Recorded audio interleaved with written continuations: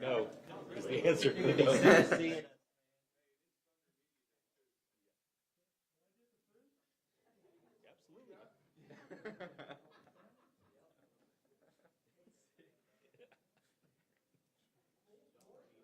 Somebody tell him he could eat right now. Can we get a mic check real quick? Take time to eat. Somebody. 3, 2, 1. Good. Oh, wonderful. I can't drink this on camera, right? Has to be Pepsi. Yeah.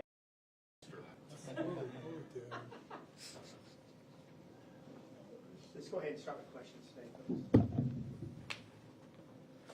Well, Coach, what was your your first post game and follow up, and what's the weekend and today kind of been like for you in settling into this role? Well, like I said, I've never been a head coach of an elementary school. You know what I'm saying? So this is a lot of new stuff I never thought about. I mean, everybody thinks being a head coach is easy, and then you do it and realize there's a lot more to it than you thought, as anything would be probably. But I don't know. Bottom line is, I just feel like I'm just so proud of the kids' willingness to participate and be a part, and the vibe that they're providing, and it makes it easy for all us coaches to go out and do our job and have fun and stuff like that, and continue to just devote all our time and effort into what we can do to help them win a game, because it's all about them. So that part's been fun, and just, the media stuff and things like that, it's definitely different for me, because typically a lot of places I've been, the coordinators don't really do much of this type stuff. It's usually just falls on the head coach. So this is obviously new, but not other than that, it's really not that much different. Other than game day's a little different on the sidelines. I got special teams guys yelling at me if we want timeout or not, and I'm like trying to find the next play. It's kind of different. So, but no, it's been good, man. Just the common denominator for me on all of it's just been just the players and enjoying them and having fun, and we could have had 10 guys hop in a red shirt, and I don't feel like that's going to occur as of now, and I think it's a positive sign that these guys are kind of galvanized a little bit, and it's encouraging. So there's risk and reward to what you did on Saturday with some of the schemes offensively. One of the risks is when you ask so many people to touch the ball and throw the ball, turnovers. When you looked at that number and saw you didn't turn the ball over at all, and this offense has been good about that with the exception of one quarter period, how much is that encouraging? Well, we thought they were good plays on Monday, and we thought they were good on Tuesday, so we just read them off a sheet of paper and call them. You know what I mean? I don't think you can coach and try to have an answer for every little minor detail when there's 22 moving parts out on the field. Make sure when you're doing something special or different, the guy that's got the ball in his hands is explosive and can make things happen when it breaks down, So if you got to know me a little bit, you'd find out I'm not necessarily a color by number guy. I'm more of a just kind of painted guy. So that's kind of where some of the stuff comes from. Does it help? I mean, I know it does. Sam has been a quarterback and understands ball security and decision making. Yeah, I recruited Sam out of high school, and he was with me at TCU as a QB. And then he went to Cal and he started until he got injured. He would probably started 8 or 10 games there if he hadn't got injured. But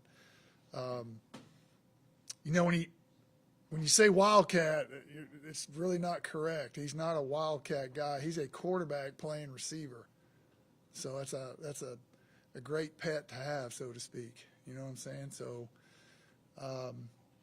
when he's on the field, I would say that you'd be a little bit apprehensive about certain things defensively, which make it clear the picture at times and stuff like that. But and it's one more thing they have to defend and prepare for. So it could help with everything else and everybody else, So as much stuff as you can have them have to process and not really change what you do up front or at the skill positions, and you just got a different guy taking the snap, and I'm all for it, the stuff y'all did with Sam last week, I'm sure some of it was in before. Was all or a lot of that stuff y'all worked on before? No, or? we kind of dialed up some of that stuff. We kind of had some of that. We just, in the games that we were in prior to, you know, we started slow, and you never really felt like you could kind of get to it, you know, because you're just trying to figure out how to move the ball at all. But we didn't have all of it, but we had some of that stuff. And it's good. It's good to take plays that you had the week before that you didn't call because it's banked reps and your guys know it and you can call it and you don't necessarily have to rep it 100 times during the week. So any of those carryover plays that you don't call, you do. So like call sheet wise, I try to have a 65% overage. So if say we got 100 plays in, we call 65 of them. That's the mark. If you don't hit 65% of your usage, then you probably should reduce your call sheet the next week. So that's kind of what we do. You mentioned special teams, hearing things. What was it like on the fourth down call? And what's it like being in that role where you're making those decisions? To be honest with you, for a second I forgot I was making that decision. So I was like, oh, that's on me, you know, because normally you're like, let's go for it. What are we, soft? Let's go. And then I went, oh, that's on me. So that was a little bit different because, you know, when you look at it and you're trying to, you know, surmise what you're going to do the next play or the next drive, some of that stuff, I got to do a better job of, you know, paying attention to the entire game, I think. So that was new for me. That was a tough one at times, you know, because I've never done that. So, but it was, to be honest. But we got a lot of good staff members that make a lot of good recommendations in those situations, and it kind of helps. So. Can you talk, because you were coordinators together at KU with Clint. Yeah.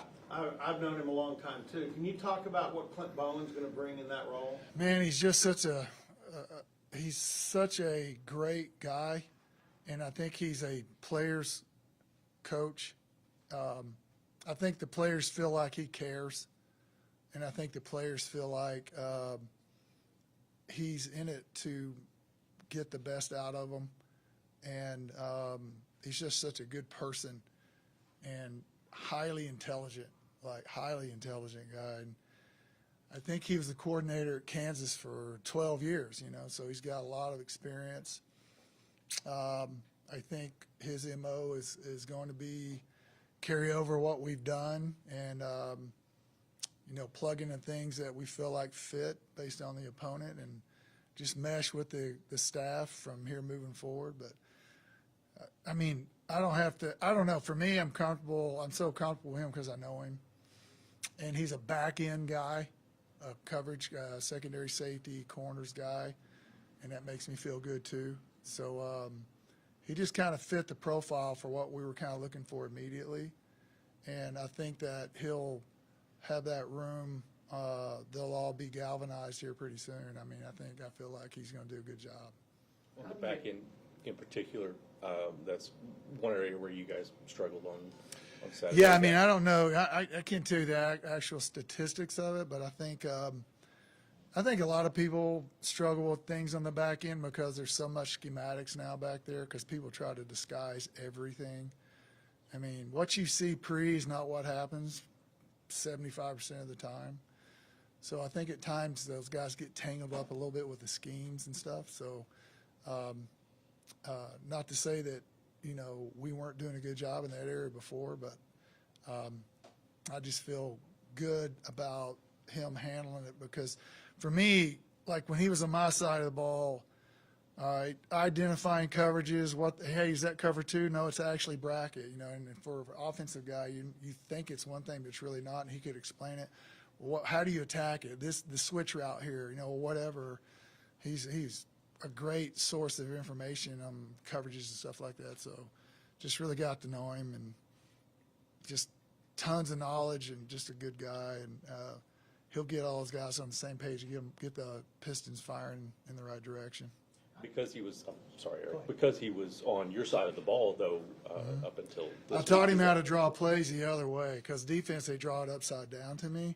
So now he's struggling to draw it the other way where the defense is facing the other way. So how much involvement has he had with the defense? Is it kind of Not much. I mean, he was running the back end of the scout team stuff, and he was doing a lot of the. He was the advanced scout for the opponent. So by the time we get to Sunday, he's already a week ahead, and he could give us the two deep, who's the game record, here's their base coverage, here's their base blitz, here's their whatever.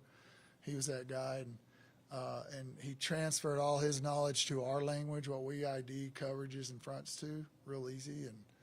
And he's a valuable resource for us, and we're going to miss him on our side. But he's got more important things to do now. How neat a dynamic is it with him and his son, just from your perspective, seeing them be together? As a dad, that'd be super cool, right? To be at a P4 school with your son, and he's a quarterback. Yeah, so I just could only imagine. Now, it probably gets uncomfortable at times because we're in there. Damn it, that was horrible read, and stuff. He's sitting in there, so there's a little bit of like you kind of look over and goes, "He's gonna get mad at me for saying his son's garbage," but no, he's a coach, been around his whole life. His son's been around his whole life. They all get it, but it was kind of cool. It'd be really cool for for any of us to think about your son on the same team you're coaching on. That'd be kind of neat because that'll carry with you the rest of your life, I'm guessing he had the advance on Arizona before moving over. Mm-hmm. Doug, you've been around this league, and I think of a 3-3-5. I think of John Haycock's Iowa State scheme. Mm-hmm. This is a 3-3-5, but it's a different strain, isn't it? It's a little different because they're in a lot more four down out of the three safety look, and their run fit players come from different locations. And then you get into this business where it's just UFO, like there's no one with their hand down type stuff.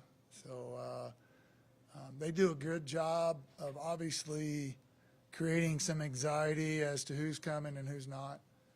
And they do a good job of fitting gaps when people are lined up all over the place, because sometimes you can get out of your gap or get two guys in the same gap. They do a pretty good job of keeping everybody gap sound and those type of things. With all the stuff they do a lot of stuff back there, There aren't a ton of true freshmen playing. What stood out about Royal? Man, Roll's just a guy, he's super hungry for information and studying. He's always up there with David Glidden. I mean, every day he's the one guy that's up there more than anybody, asking questions, watching tape, taking notes, getting out his iPad, watching film. I mean, and that kid does exactly what you tell him to do. For a true freshman, he's unbelievable. And wherever you want him to be, he'll be there, and he'll do it correctly, and he'll do it full speed. I think he comes from a military family, and he's originally from Cincinnati. I know at some point they moved to San Antonio, but just a great kid. For a quarterback to know that kid's going to be in the right spot no matter what, it's a big comfort zone for you when he's in the game. And he's 18 years old. So. Was there a point in the spring or something where you're like, hey, this kid's probably going to factor into what we're doing this fall?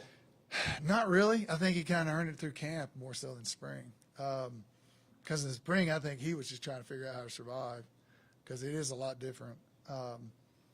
In high school, you can be the man, show up and have a bad day and still be the man. In college, you can have a bad day and you get beat out. So you got to show up every day with your stuff dialed and ready to roll. And it took him a minute to kind of figure that out. And just a great kid. And he's going to have a great career in college, and he's going to make a lot of plays. And he's just a comfort for those QBs, because they know, like, you're going through a read and you go 1, 2. He's going to do it right, and he's going to ID man zone and make his adjustments. He's just phenomenal, like, mentally, for a young kid, way ahead of it. You mentioned earlier about a lot of guys sticking around the redshirt, they can make their decisions to be made. We asked you this earlier. Are those conversations that you have with players, or do they come to you now that the 4 games are up, now that the 30-day window's in play? Yeah, I mean, they talk to their position coaches or whoever recruit them, and I may visit with them a little bit. And, hey, coach, what about this? What do you think? There's just that conversation. And I'm not necessarily trying to sit there and beg them to stay. I want them to want to be here too, but I just try to be factual and give them the information I think would help lead them to the smartest decision. Not just make it about, I want you to say just for me, because it's about them too. So if I think it makes sense, I'm not going to necessarily try to bend it or shape it a way that'll make them stay because I want them to stay. But at the same time, I think there's a lot of information I can offer that make them understand it's probably my benefit to stay. You know what I mean? And then they make the decision. So. Could you evaluate just where the offensive line is at this part of There, we lost Markel with left tackle, actually in a hotel walkthrough. I've never seen that. It was a new one. He broke his foot in a walkthrough in the hotel lobby. I didn't even know it. And all of a sudden they came to me and said, anyway, Grant, the right tackle, is, man, he's gotten so much better, and he is a massive individual. He's got a bright future ahead of him, number 74, Segrin. Really like what he's doing. Nuku on the left edge. I just think we got a really solid unit. Just like anybody else, you got to keep them healthy and keep them out there and take care of them during the week. But just like everybody, you know, no one has enough up front. Everyone's light up front this time of year. So you got to be careful about it. And we've lost a couple of guys, but they seem to be kind of coming together as a unit. You know, I was fortunate at TCU for a couple of years. We had the same 5 linemen for 2 straight years, and no one ever got hurt. And it was unbelievable, and it was just really cool to watch how much better they got every week, you know. And they knew they could trust one another, and they understood the, you know, the little nuances of the communications that they made towards one another, and it was comfortable for them, which they'll just get better and better. It's a pretty good unit, I think, pretty solid unit.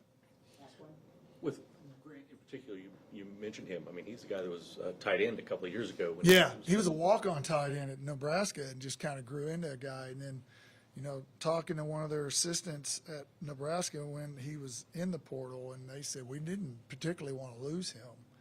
So, and we kind of first got him. He's super raw, super green. He's kind of developed into that with being thrown in the fire, because you learn faster when you're actually playing, and then you watch yourself do it. You know, you can read about it, talk about it, practice it, and then you're actually doing it, and then you're seeing yourself doing it, and it expedites that process, you know. And he's gotten a lot better pretty quickly. Played really well against Oregon, which there wasn't a whole lot of good stuff to talk about there, but he was one of them. The guys up front in that game, you know, just looking back, they kind of held their own to some degree with those guys at Oregon. So that unit's going to just get better every week. Doug, Rob, and Gary said Grant in the weight room did his work with gusto. They said he just jumped in it. Yeah, I think he's all in, and I think he knows where his future is and what he could be doing in 3 years. So, and he's got the measurables. He's massive, you know. So, are we good? Thank you. Thank you. Grab you a sandwich. Yeah, I'm gonna get one. Am I taking someone?